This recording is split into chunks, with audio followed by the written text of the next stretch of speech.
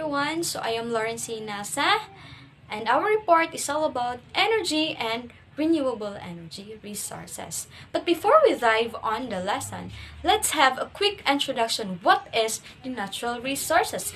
When we say natural resources, these are the things that people use that comes from the environment. It comes from the earth, sun, and atmosphere. Example of these resources includes light, water, air, plants, animals, minerals, soil, and fossil fuels. So these natural resources also can be classified into two: in non-renewable energy sources and renewable energy resources. So first, what is renewable energy? Renewable energy, it refers to the energy that is obtained from natural resources that can be replenished over time and has an unlimited supply. Now, here are some examples of renewable energy sources. First is solar energy. This energy that is obtained from the sun, just like solar panels, converting solar energy into electricity. Second is wind energy. This energy that is obtained from the wind. Wind which turn turbines to produce electricity. The third one is the hydro energy. This energy that is obtained from water. So we can say that hydroelectric, which involve moving water turning a turbine. The fourth one is the geothermal energy. This energy that is obtained from the heat of the earth. So geothermal, which involve capturing the underground steam that flows through a turbine and produce electricity. The last one is the biomass energy. This energy that is obtained from organic matter such as wood, crops, and animal waste. So we can say that biomass involves plants and animal waste that being burned and produce electricity. Did you know that the renewable energy resources have a huge impact on the environment? It reduces greenhouse gas emission. It helps improve air quality and say goodbye to smog and toxic emissions and improve health. The second one is non-renewable energy. So when we say non-renewable energy is a natural resource that cannot be readily replaced by natural means at a pace quick enough to keep up with consumption. So when we say non-renewable energy, it is limited energy sources on the planet. Unlike the renewable energy, kay sustainable siya tungod kay kanina mga sources is from the natural sources that can be replenished. So here are some examples of non-renewable energy. The first one is fossil fuels. Example of this is coal, oil, and natural gas. Non-renewable energy resources include this I mentioned earlier. So it is considered as non-renewable sources tungod kay naay-ending or finite form over millions of years, and it is from ancient plants and even animals. Once kini mga fossil fuels na reserba makonsume na tanan, just like coal, oil, and even the natural gas, they cannot be replaced within the human time. O isa sa major problem because we human kay mas naging dependent na masyado. The next example is nuclear energy. It is considered a non-renewable energy source because it relies on the extraction and utilization of finite resources, specifically uranium and plutonium. There's a limited amount of it in the earth now. Once it's gone, we cannot provide more. These materials are finite and can eventually be depleted, unlike the renewable energy source. And also coal is one of the examples of it. Coal is classified as a non-renewable energy source because it takes also millions of years to form, just like the other example of non-renewable energy sources. Here's the impact of those examples of non-renewable sources on environment and even human being. release harmful greenhouse gases into the atmospheres, creating greenhouse effect, which causes global warming. And also, harmful pollutant can lead to habitat destruction. Pollution from non-renewable sources can have serious health consequences, including respiratory disease and other illnesses. Isa pod sa impact is the water pollution. All spills and leaks from pipelines and transportation can contaminate water bodies, harming aquatic life and ecosystem. The process of energy conservation involves converting primary energy sources into usable forms of energy while minimizing losses. Let's break down the process and analyze efficiency of different conversion methods. First, the primary energy sources. Energy exists in several forms be converted from one form to another. Example includes conversions among heat, light, chemical, mechanical, thermal, and gravitational energy. Practically, an example might be burning of wood or biomass. In this case, the chemical energy contained within the wood is burned, and the products are both heat and light. The conversion is chemical energy to heat and light energy. Primary to secondary conversion. Secondary energy resources is any source of energy obtained from primary resource through a transformation. Another example is gasoline that we put in our cars. It's refined by people from crude oil. So, what's happening? There is crude oil is an example of a primary resource because it exists in nature. But gasoline is secondary resource because it's energy that has been extracted from nature by people to be one or to be more usable. Energy generation and transmission, like the power generation system to consumers. From power plants that generates electricity to transform steps up voltage for transmission, then the transmission lines carry electricity long distance to neighborhood transformers steps down voltage to distribution lines carry electricity to houses, and lastly, the transformers on poles step down electricity before it ends the houses. So the end-use applications. At the consumer's end, energy is transformed into specific from such as heat, light, or motion. This can involve combustion in furnaces of heating, illumination via light bulbs, or propulsion in vehicles. Fossil fuels, for example, coal, oil, or natural gas. Efficiency. These sources has relatively low overall efficiency due to energy losses during extraction, combustion, and transmission. Typically, less than 40% of the energy content in fossil fuels is converted to useful work. Nuclear energy. Efficiency. Nuclear power has a high efficiency in terms of electricity generation. Nuclear power plants can convert around 33 to 40% of the energy from uranium fuels into electricity.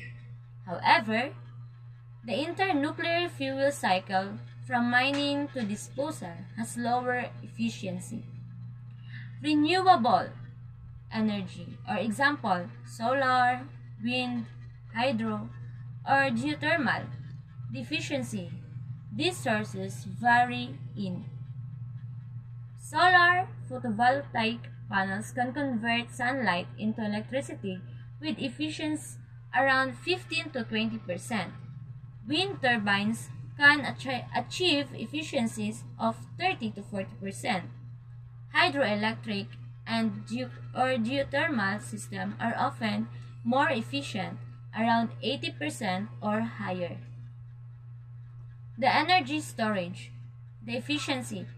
Energy storage methods such as batteries have their own efficiency losses. Typical rechargeable batteries are around 85 to 95% efficient at storing and releasing electricity. The end-use applications. Efficiency.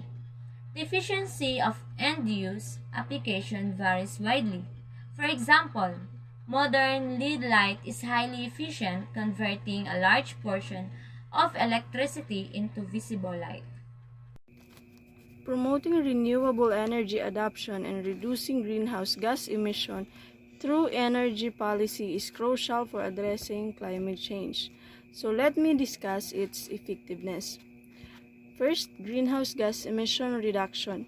So greenhouse gas emission reduction is renewable energy source like wind, solar, and hydropower produce significant fewer greenhouse gas emission compared to fossil fuels, thus helping to reduce overall emission. So, for example, transitioning to renewable energy. From fossil fuels to renewable energy source like solar, wind, and hydropower can significantly reduce emission from electricity generation. Second is the public transportation and active transportations.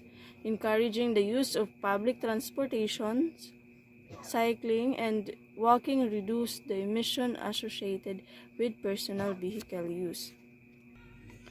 So, because, di ba, maka-reduce siya, because if di ta magamit og motor or other transportation, mas ma-reduce nato ang pollution na maka-cause in climate change.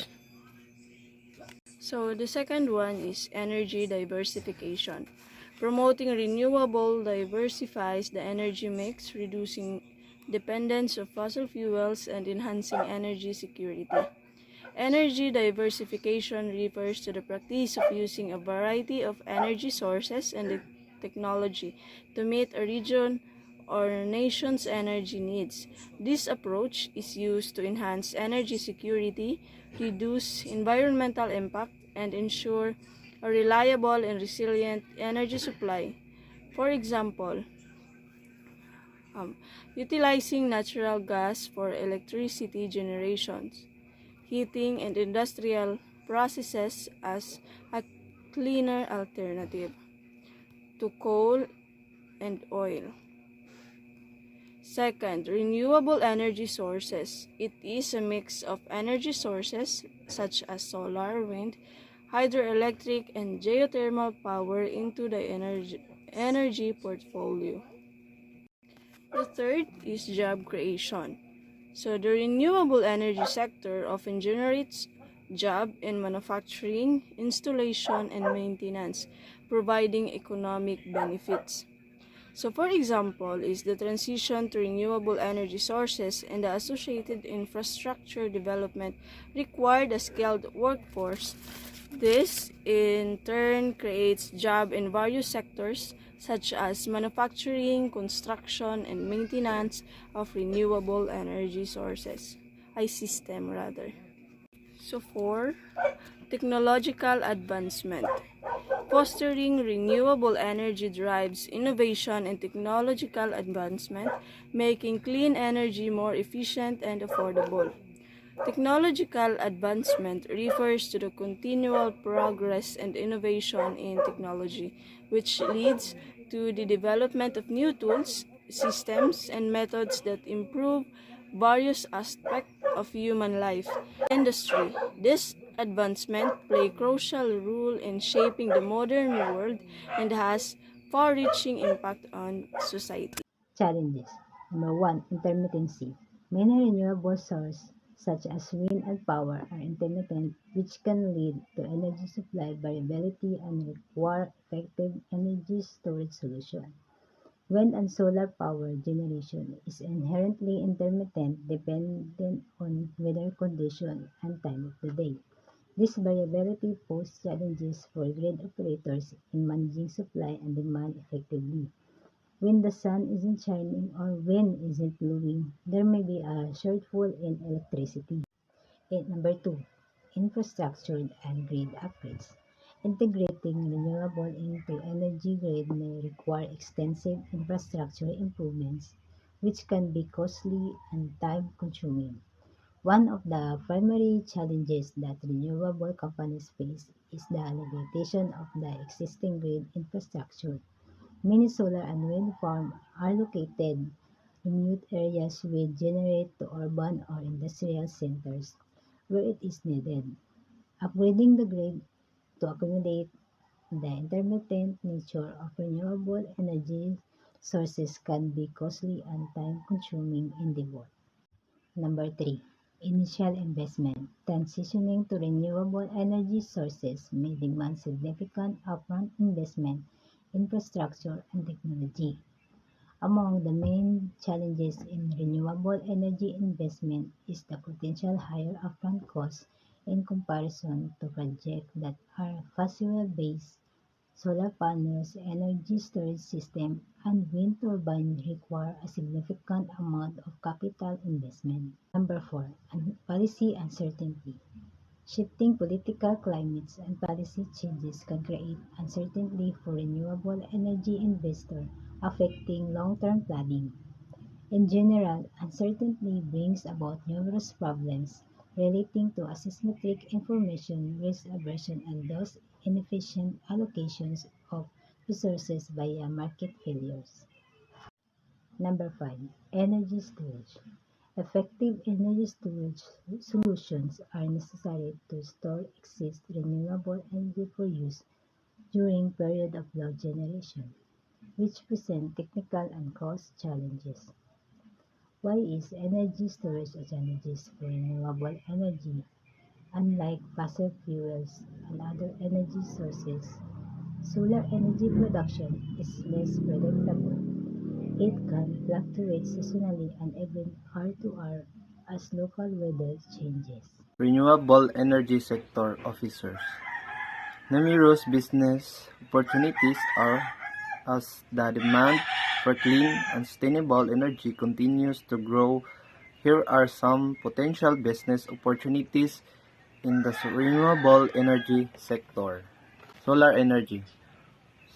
Solar panel installation and maintenance uh, is nakalocate siya into roof is para maigo yun siya sa para maigo yun siya sa init og dapat ato pod siyang ato pod siyang i-maintain kung naa ba yun siya nakaharang para dili siya para tuloy-tuloy ang igo sa adlaw para makakuha yun siya og energy sa maong adlaw ang solar energy. And B is solar power products and services. Tungod sa mga tao is kusog mo ibinto, daghan gyud og makagamit ani nga naong product. C is solar farm development, invest in development, large scale solar farm to generate electricity for communities or sell back to the grid. Hydropower. A micro hydropower system is kanang like nang sa bataan nang naga-flow og water is naga-provide siya og kanang makakuha siya og makakuha siya